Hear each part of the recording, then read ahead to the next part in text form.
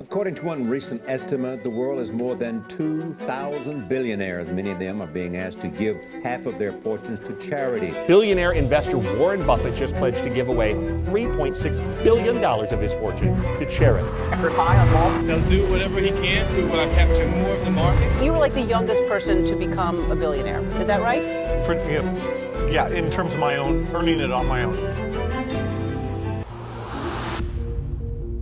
Charity. People have always helped one another, sharing food, clothes, shelter, and healthcare. They even created organizations that are more effective in helping others. And these organizations have funded schools, hospitals, houses, and therapy, you name it. But deep within the pleasures of spending billions to help others lies the deceptive business of charity. An industry set to rise to $2 trillion by 2030 thanks to billionaires getting a piece of the action. Do you plan to give away the majority of your wealth in your lifetime? Yeah, I do. The charities of Jeff Bezos, Mark Zuckerberg, and Bill Gates all have one thing in common, and it's something absolutely terrifying. Now, the world today has 6.8 billion people. That's headed up to about 9 billion. Now, if we do a really great job on new vaccines, healthcare, reproductive health services, we could lower that by perhaps 10 or 15%.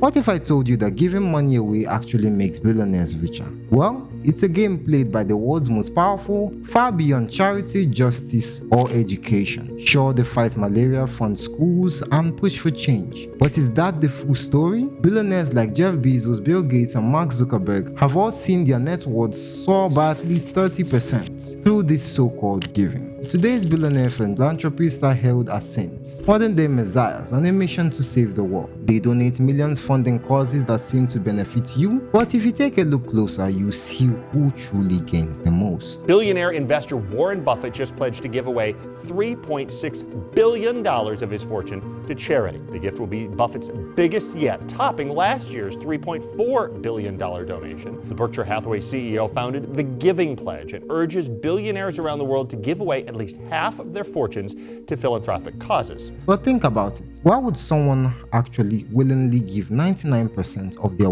fortune to help others? They use this facade of charity to achieve three major goals, ranging from a relatively simple goal to something that makes you wonder if humanity would actually survive. And the first one is something some of you watching this video have probably tried to do yourselves, even though it's borderline illegal. Imagine you earn $150 million a year, and yet more than half of it disappears in taxes. While you're still a millionaire, dishing out such a large sum wouldn't feel pleasant for anyone. To solve this, there is an easy solution, and it's not to move across the globe or put all your funds in a 401k. No. It's simply charity. Instead of paying 55% in taxes to the IRS, funnel your money to a charity and enjoy raking your earnings completely tax-free. Sounds weird, right? You see, the real genius, or perhaps the most sinister trick, lies in how these billionaires exploit the system and even get richer without having to pay any taxes to fund any wars or destabilize a random country in the Middle East. You see, the thing about money is it's not about who owns it, but it's about who controls it. And these billionaires love to control their money. And here's how they abuse that control with charity. So they first start a charity with something called a donor advised fund account, or DAFs for short.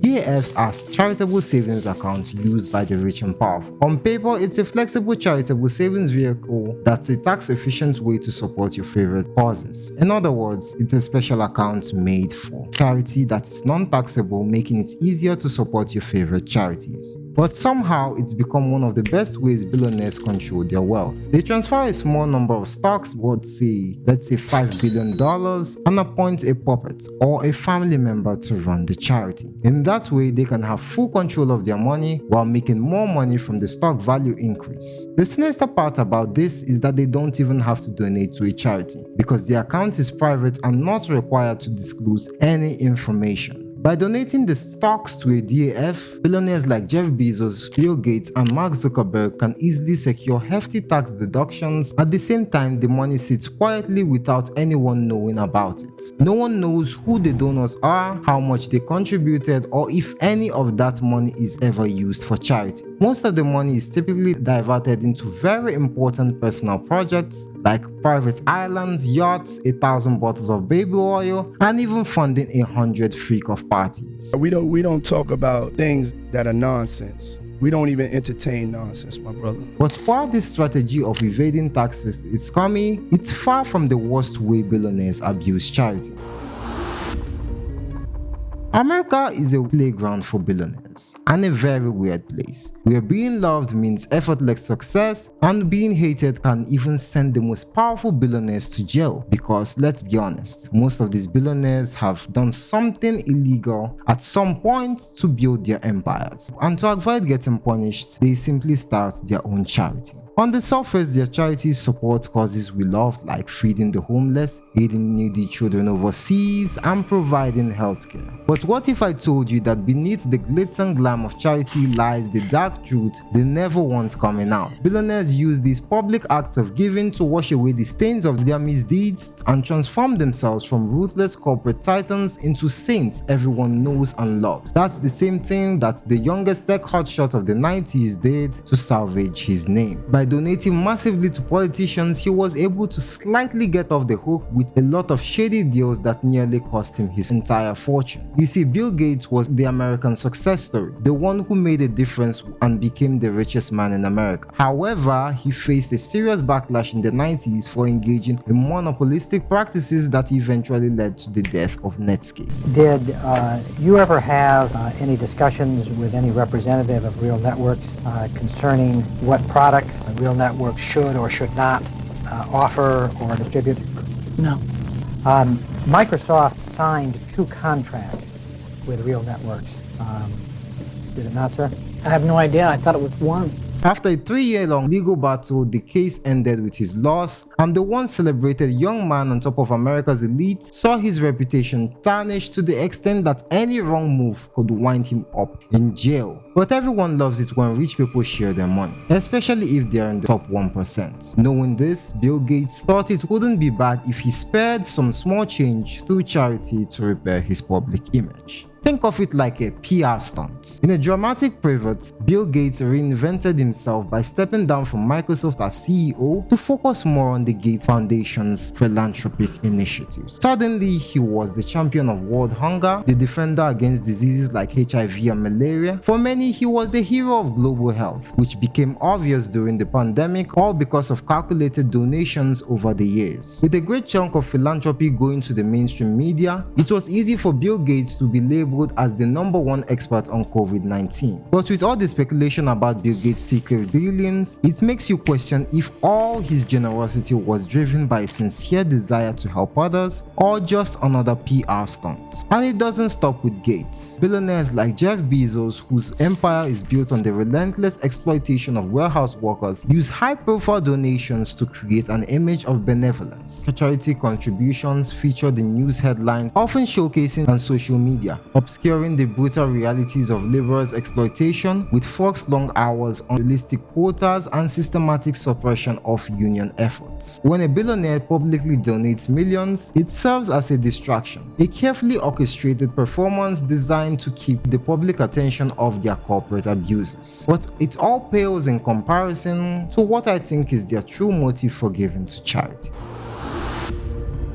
What if I told you that receiving money or aid from a charity would forever make you poor? Now, this isn't a wild conspiracy theory. It's the sad reality of billionaire charity. While on the surface massive donations appear as generous acts, they serve a darker purpose, which is keeping you poor. You see, they ensure governments and communities rely on their charities rather than developing their own local solutions for themselves. In this turn, it creates a system of dependence. Take Africa as an example. In countries like Nigeria and Ethiopia, the Bill Gates Foundation's Green Revolution has promised farmers with improved yields, modern techniques, and advanced seeds, often genetically modified. But were these promises about empowering local farmers, or were they a subtle trap? By introducing these practices, local farmers are dependent on inputs like fertilizers and pest control at high prices, which they cannot afford without relying on charities. Jeff Bezos' Earth Fund, with its colossal $10 billion pledge to combat climate change, makes the governments cut back on their climate initiatives and responsibilities, expecting private charities to fill the gap. And then there's George Soros and his Open Society foundations in Eastern Europe.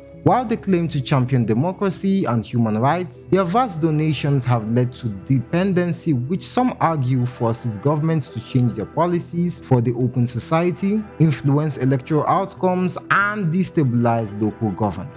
So is it possible that the real motive behind billionaire charity isn't purely love for humanity? While I strongly agree that some legitimate charities and billionaires want to do charity, most of these billionaire donations and charities are calculated moves to keep you poor. But the real question is, why has no one been able to stop them? Well, it's a big question, but the answer is simple. The law sucks. Many of your favorite billionaire-led charities aren't regulated. They set their own rules, draft their own budgets, and even decide if they're splurging on a new Lambo, yacht, or extravagant fundraising gala. That might be a freak of part, all while claiming they are saving the starving children or protecting the polar bears. Every year, they file reports to the IRS showing how much they spend annually, but they barely provide any concrete evidence to hold them accountable. Consider the scale. The Bill and Melinda Gates Foundation manages over $50 billion in assets, and the Open Society controls over $30 billion. Tracking every dollar across these so-called charities is nearly impossible, especially when their funds are dispersed across multiple countries with wildly different regulatory standards. With the Gates Foundation active in over 100 nations and the Open Society operating throughout Eastern Europe, oversight becomes a bit of a rabbit hole, all thanks to the most spectacular bureaucrats in the world. So it's safe to say that these foundations have now become a pseudo BlackRock or an asset management company, if you will. So how could anyone keep track of them? I am basically there